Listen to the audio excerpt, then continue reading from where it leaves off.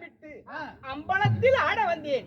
அடியேனின் யார் என்று சொல்வதை கேள். அரைதனில் வேடமிட்டு அம்பலத்தில் ஆட வந்தேன். அடியேனின் விருந்தாந்தம் என்னவென்று உனக்கு தெரியுமா? சொல்கிறேன்.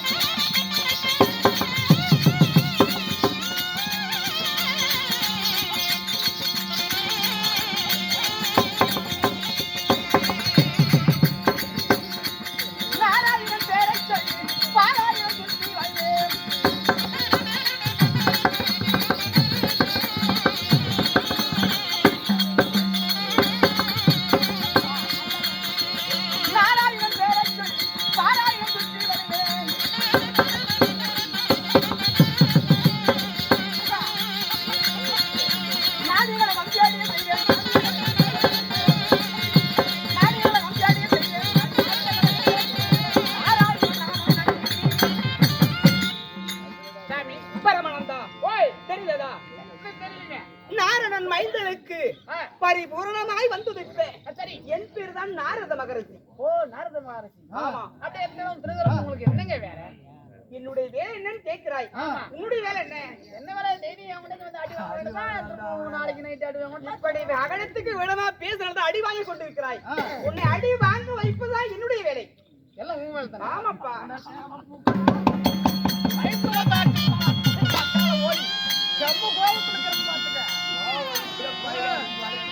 நாரதனை அடித்து சொன்னால் இப்ப 10 பேர் அடி வாங்குறேன்.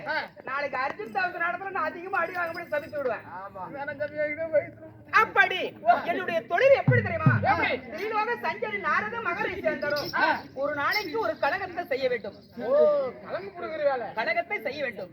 அப்படி கலகம் செய்ய விட்டால் என் வயிறாக பெருத்து வெடித்துடன் சொல்லி தக்கன் கொடுத்திருக்கிற சாபம். ஆமா. உங்களுக்கு கலகம் தானே வேணும்? அப்படியா? நான் சொல்ற மாதிரி நேர்முகம். ஆமா. உங்களுக்கு கலகம் தானே வேணும்? எனக்கு கலகம் வேண்டும்.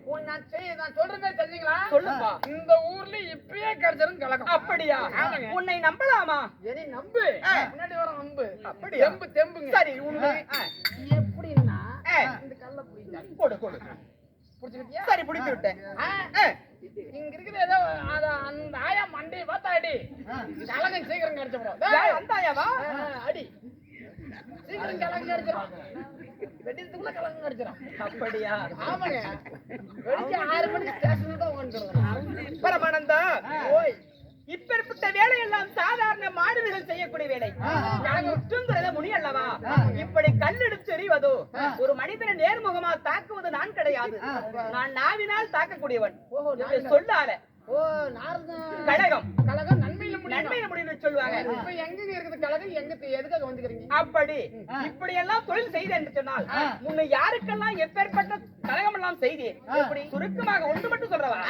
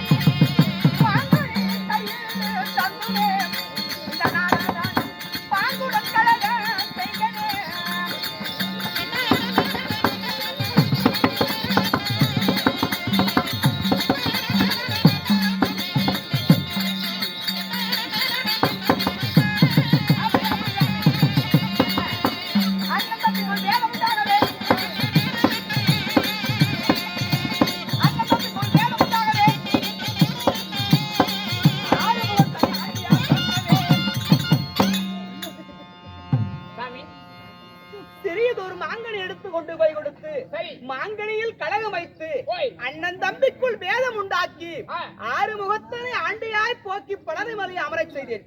சுருக்கமாக சொல்ல வேண்டும் என்று சொன்னால் அப்படி இருந்த போதிலும் இப்படி என் விருந்தாந்தம் இருந்தாலும் இன்று தினத்தில் என்ன வேலை? எதற்காக வந்துக்கிறீங்க? என் வயிறு பெருக்குதுடா. பெருக்குதுன்னா ஹாஸ்பிட்டல் போய் வயிற்று போறீ உன்னை ஓசி புண்டுல கரிஞ்சு வரும் தந்தா புண்ண பெருக்காத என்ன பண்ணும்?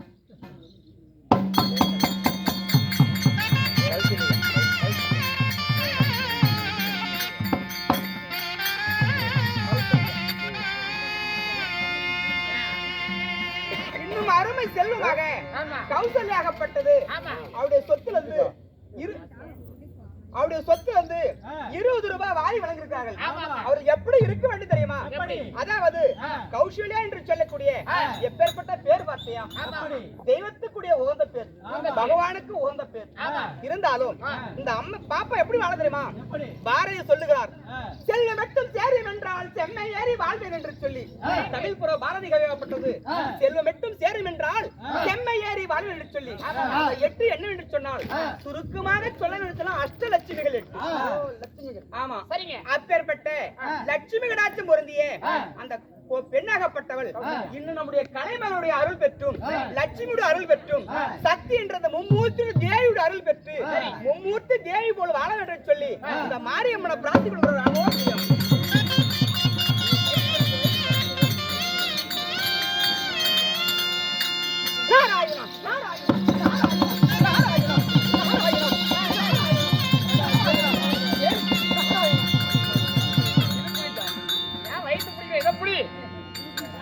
அப்பதானே வலுப்பு நிக்கும்.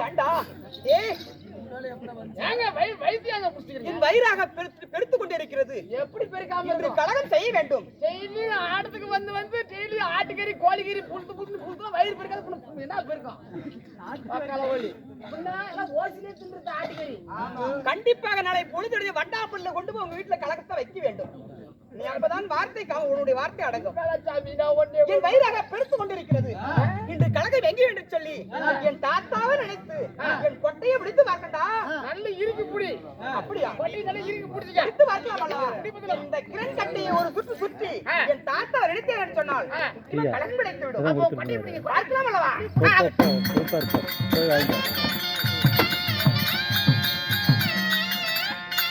பிடிச்சிட்டா